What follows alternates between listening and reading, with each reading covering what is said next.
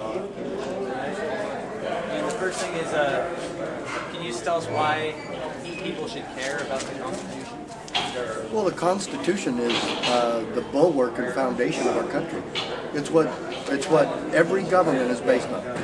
Every public official, from the dog catcher all the way down to the president, have taken that same oath to uphold and defend the Constitution. It's required by the Constitution itself. The Founding Fathers put it in there that every public servant has to take an oath of allegiance to the Constitution so that the foundation of America would be protected. And now we have replaced the Constitution, completely replaced it, with the political correctness agendas of both major parties. There's nothing. When I was first reading the Constitution, I read the Constitution, I compared to what the Constitution was to what we actually do in government. And there's no similarity. Do it yourself. Don't believe me. But if you really want to protect America, if you really want to continue with American ideals, then you can't turn your back on the foundation. If the foundation goes, the rest of the building goes. This generation, We Are Change, has now within its grasp to be part of the generation that will save and preserve our Constitution, or to turn your back on it and let it become a forgotten document that has become meaningless. Meaningless especially in the hands of the politicians in Washington, D.C. And I guess... Oh, by the way, one other thing there. The Constitution is the only thing that stands in the way of a complete and totalitarian government or freedom. It's all we have left. And for the average person out there not very involved in politics, how can they get started today on affecting change and starting to go in the right direction? How can we start moving? The first way to get involved is make sure you're registered to vote. That's just the first minor step. Then after that, find other groups and other people to work with, to join. We Are Change, the Tea Parties, 9/12 projects. There's lots of them out there. I'm not going to sit here and name all of them, but there's lots of them out there. Get involved. Even if it's within your own family and your own friends, make sure you get involved and spread the word that it's time to stand for America. Not your personal opinions. It doesn't matter, for instance, it doesn't matter what your opinion is about guns. If you read and understand the Second Amendment and the intent of the Founding Fathers, then your opinion notwithstanding, you have to know and understand the principle involved with that amendment, with the principle of the right of the people to keep and bear arms. What is it about? It's about freedom. And when you connect with that issue and principle, then you're going to see that your opinions are what's important. It's important what the Founding Fathers' opinions were. They're the ones that devised this country and developed the Constitution in the first place. You have to know their intent. All right. And do you have any websites or anything like that you want to let people know about? The best website right now is go to sheriffmack.com, and you can get involved there too. All right, that's all I got. I appreciate it. I think Scott's got maybe one or two. Wait.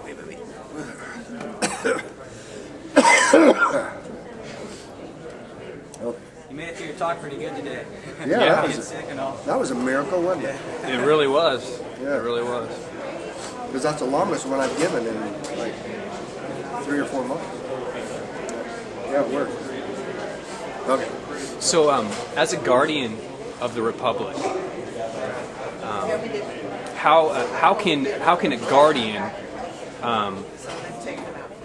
basically affect change?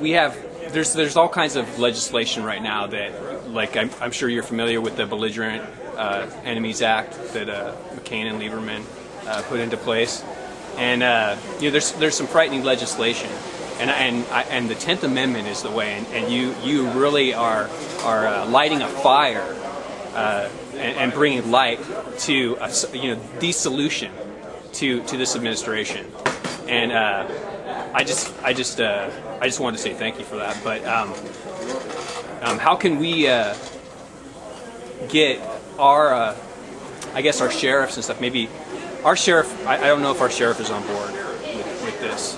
We tried to get him to come here, and it doesn't look like he's coming. You know, and how can we help facilitate change This there? is a new concept. To actually go by the Constitution. Yes. You know, we've been through this evolution for about the last 75, 80 years, where we've really started heading away from the Constitution.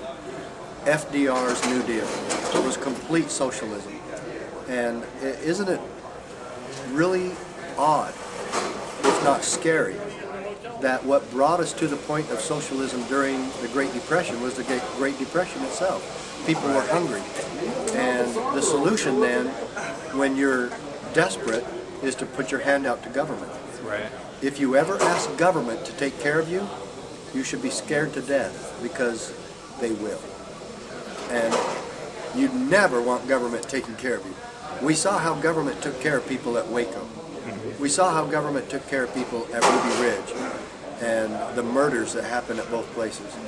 The point is, if local officials had remained in charge at both of those places, the law would have been enforced and no one would have been killed. This is what happens when local officials, especially sheriffs, acquiesce their responsibilities and abdicate their responsibilities to protect and defend and follow their constitutional duty to protect and preserve freedom. And I'm amazed that people haven't got this way before now. That when Thomas Jefferson said that government that works least works best, and that all affairs of government should be taken care of at the local level. The federal government has absolutely no authority and no constitutional power to tell or mandate your state to do anything. They cannot tell your sheriff what to do. They are not the boss. The states form the federal government, not the other way around. The states, thereby, are the boss of the federal government. They cannot tell us what to do. When I sued the federal government and won at the United States Supreme Court, it was only on that issue. Remember, we won this case. Find out what this case is about. It's all about the solution today to stop the tyranny and abuse of the federal government. And it's called the SS solution, state sovereignty. If your state is sovereign, it does not answer to the federal government. And how about the state of Oregon, or Arizona, or Hawaii, or even Maine? Doesn't matter where you are in this great union, that we run our own states. If you can't run your own geography or control your own state borders without federal government running every facet of our lives and telling us how to do everything, then we're not sovereign. And I maintain that the states are sovereign, and therein lies the solution. The states have the responsibility to tell the federal government to get back. Leave us alone. That's what most people in the Tea Parties want. We only want government to leave us the hell alone. You alluded to your number 18 status on the Southern Poverty Law Center's Patriot Hit List. Yes. Congratulations. Thank you. And I just wanted to say, what do you think about the corporate media pretty much fueling the fires behind the Southern Poverty Law Center and kind of pegging the Tea Party movement and the Patriot movement as potential terrorists? You know, the media have really been a disservice to our country in a lot of ways. First of all, the media anointed and elected Barack Obama. No question about it. They gave him a free ride. They worshipped him. They treated him like some rock star. And that permeated throughout the country. It did. And the truth of the matter is, the media have a huge responsibility to support the holy cause of freedom in this country. That's why freedom of the press is in the First Amendment, because they are a check and balance on what politicians do to us. And they have changed their responsibility and have become complicit in the tyranny and abuse that's going on in our country. So yeah, I do have a very big finger to shake at the media in this country. But then you hear about groups like Southern Poverty Law Center